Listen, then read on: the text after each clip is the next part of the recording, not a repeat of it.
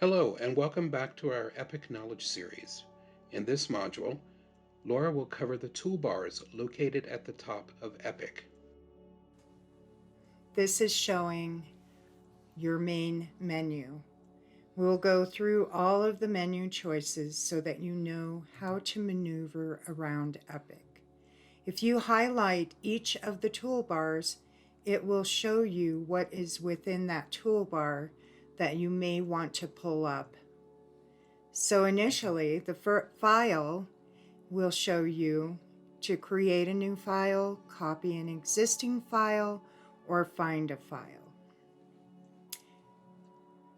Tools will show you firm settings, calendar preferences, export to the IRS because we have that feature for you every year, documents that you can pull up and view, to contact us if you have any questions, the status of your session, monthly billing reports, and remittance reports. If you wish to pull reports, selecting the report, filling in the criteria, and it will print the report for you or bring it up so you can print it. This will bring you back to the main menu and then, of course, to log off. Depending on the state that you're in, there are certain additional resources for you. So this is for guidelines. You can select this. We try to update this as often as we can with new information to assist you. If there's anything that you need that you don't see on these menu items, you can always contact us. Member Access will provide you with all of this information.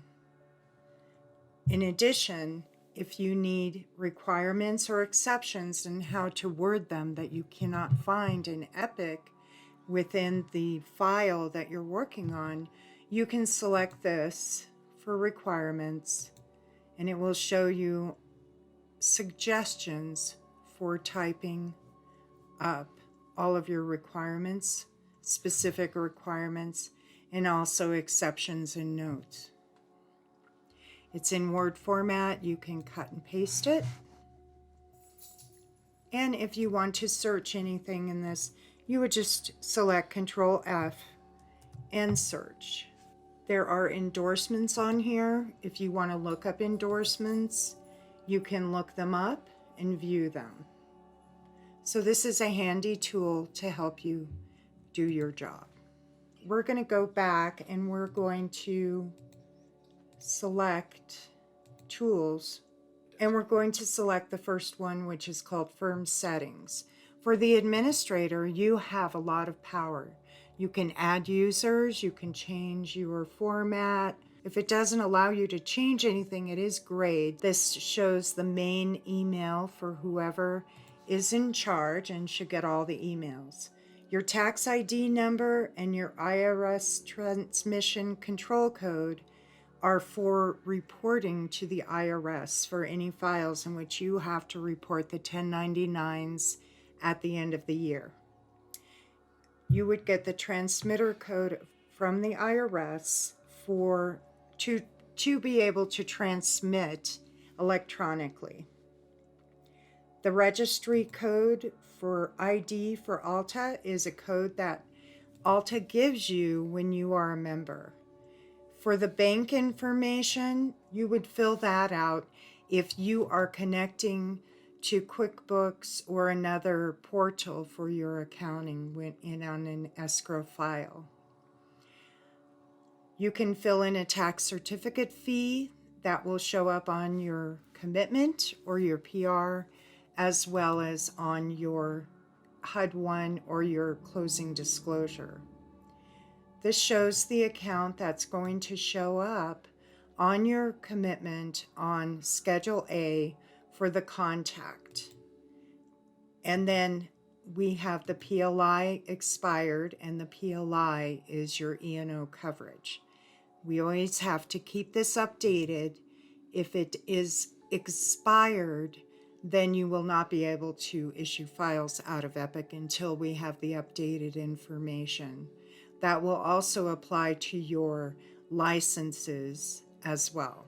And so you'll want to contact us. This is showing who will be showing on the policies and for the commitments, and then who is getting the title fees, who should be showing on the CD and the HUD for the title fees.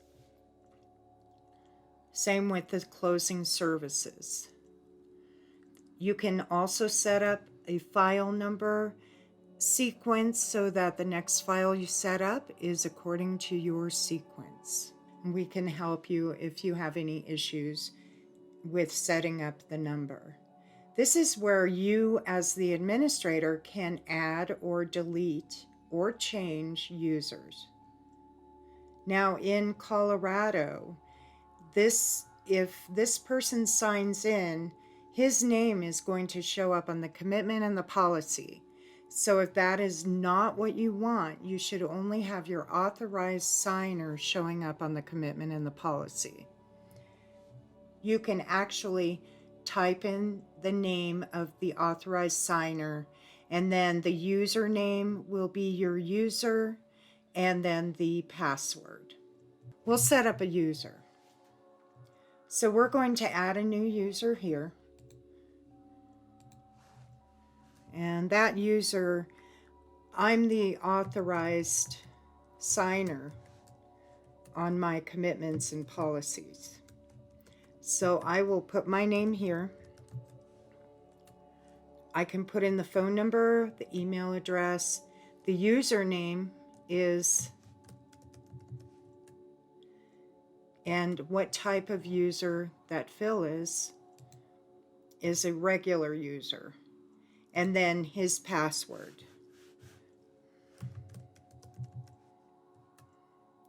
And then confirming the password. So now this is the save button in Epic. So go ahead and save. So now Phil is a user, but on the commitment and the policy, my name will show up. Then the next thing is if you want the calendar. So if you want to track anything, you can also change your preferences. You have to track reconveyances or disperse a file. You can have that show up whenever you sign into Epic. Then the export to IRS, and that comes once a year, and that will be a separate module. Documents, you can review all of your documents that are set up for escrow purposes. You can also add documents or edit them, and we can go through that through a different module. If you want to contact us, you should give us a call, and then we'll be happy to help you.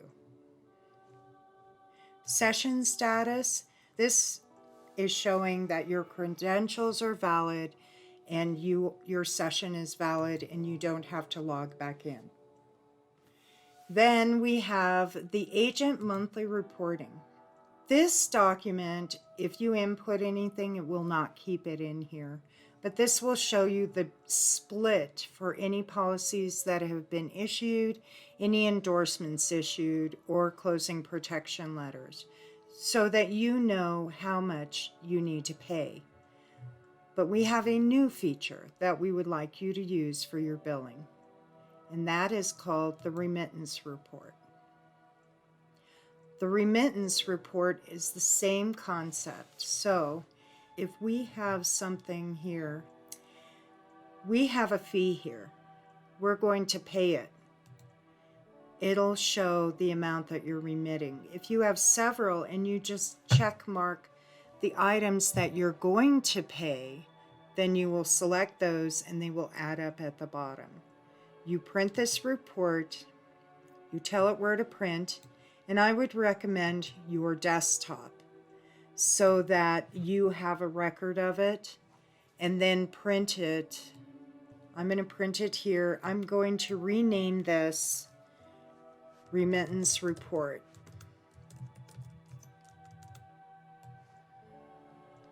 You print this up, and you send it with your check. This is showing what will be paid. For the remittance reports or remittances, we will accept one check, or if there are several items and you've printed separate checks, we will accept that as well. Then the reports, as I said, you will, now this I will say on the remittances, once you exit it, it does not keep this, it does not save it. That is for your records. Then on the reports, you can pull your 1099 report. There are several reports you can pull. If there are particular reports that you are not seeing in here that you would like, or different criteria you would like on your report, you can call us and communicate that, and we will get that report set up for you.